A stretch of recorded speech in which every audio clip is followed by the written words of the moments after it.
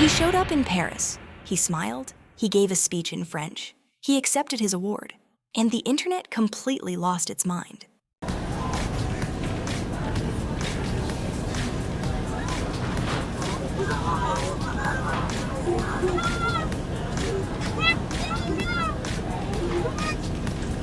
On the red carpet, a fan shouted at him directly. "Are you really Jim Carrey?" He smiled. He kept walking. He did not answer. And within hours, clone, impersonator, replaced. The theories exploded. Today, we go through every piece of evidence, every warning he gave us, and ask the question millions are already asking. If that was not Jim Carrey in Paris, who was it? And why does nobody in Hollywood want us to find out? Before we talk about Paris, we need to understand who Jim Carrey actually is. Not Ace Ventura, not Lloyd Christmas.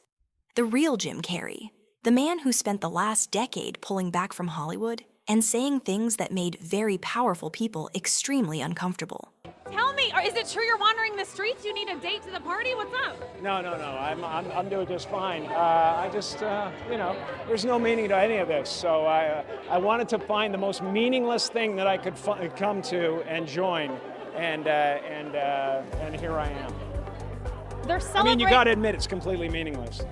Well, they say they're celebrating icons inside. Celebrating Do you believe icons, in boy, that is just the absolute lowest aiming, possibility that we could come up with.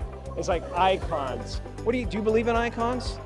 I don't believe in personalities. I don't believe that you exist, but there is a wonderful fragrance in the air. You don't believe certain icons have the power to make change, to think differently, to be bold, to inspire others? Artistry, you're one of them. On the good foot. Ha! Yeah. You shut it down now. Yeah, no, I don't believe in icons. I don't believe in personalities. I believe that peace lies beyond personality, beyond invention and disguise, beyond the red S that you wear on your chest that makes bullets bounce off. I believe that it's deeper than that. I believe we're a field of energy dancing for itself. And I don't care. But Jim, you got really dressed up for the occasion. You look good. No, I didn't. Was that an get dressed accident? up. I didn't get dressed up. Who did? There is no me. There's no you. No. I don't exist. So they're all characters that I played, including Jim Carrey, including Joel Barish, including any of those things. They're all characters. Jim Carrey was a less intentional character because I thought I was just building something that people would like, but it was a character. I played the guy that was free from concern so that people who watched me would be free from concern. But there was one moment, years before Paris, that fans keep coming back to. One clip that now feels less like a joke and more like a warning. Jim grabbed the microphone on a late-night show and told the world he was done staying quiet.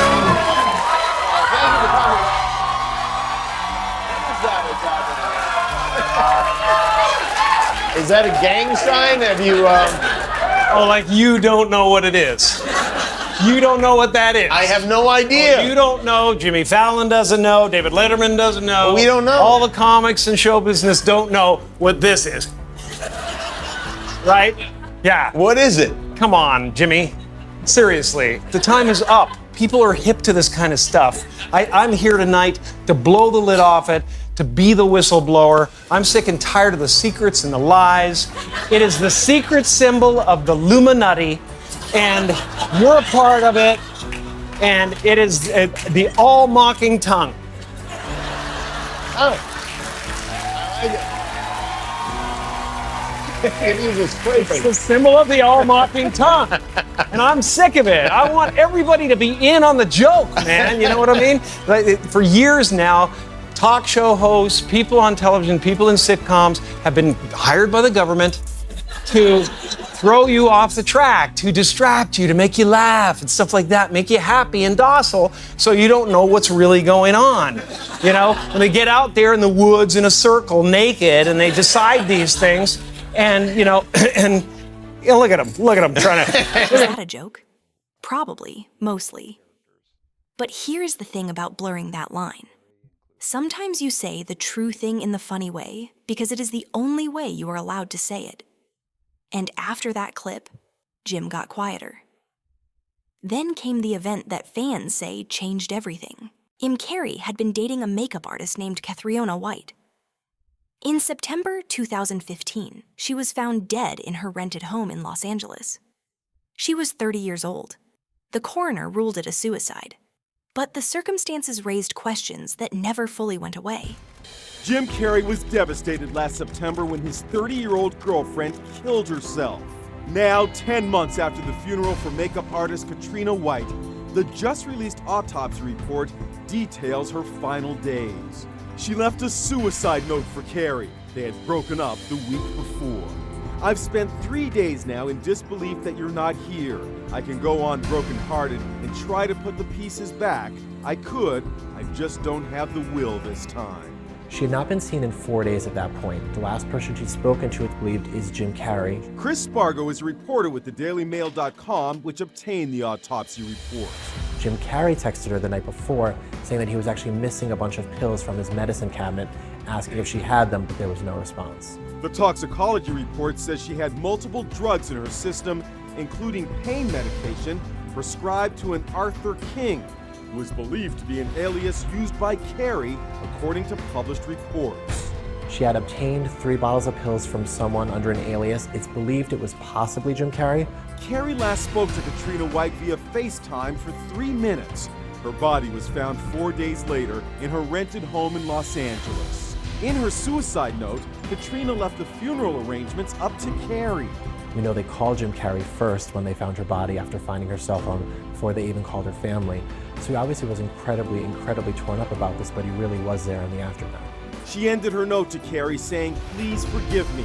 I am just not for this world." She signed it, Dewdrop, the pet name given to her by Jim Carrey. In her final note, Catriona wrote, "I could go on brokenhearted and try to put the pieces back. I could. I just do not have the will this time."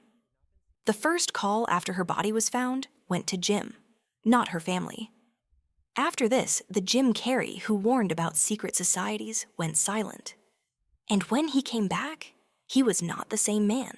Fast forward to 2025. Jim Carrey accepts an honorary Caesar Award for his lifetime in cinema. He smiles. He gives a speech in French. He signs autographs. He seems perfectly fine. And that is exactly what disturbed people. Because the Jim Carrey who showed up in Paris looked, sounded, and moved like someone doing a very good impression of Jim Carrey. Bonsoir. Merci beaucoup, c'est très gentil. En tant qu'acteur, chaque personnage que vous incarnez, c'est comme l'argile du sculpteur que vous façonnez à la forme de votre cœur. Quelle chance j'ai eu de partager cet art avec tant de personnes qui m'ont offert leur cœur en retour. Fans pointed to 3 things.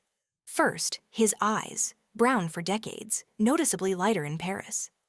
Second, his hands, famously left-handed for 40 years, signed autographs right-handed. Third, his energy, the anti-establishment fire that defined him, completely gone. Not subdued.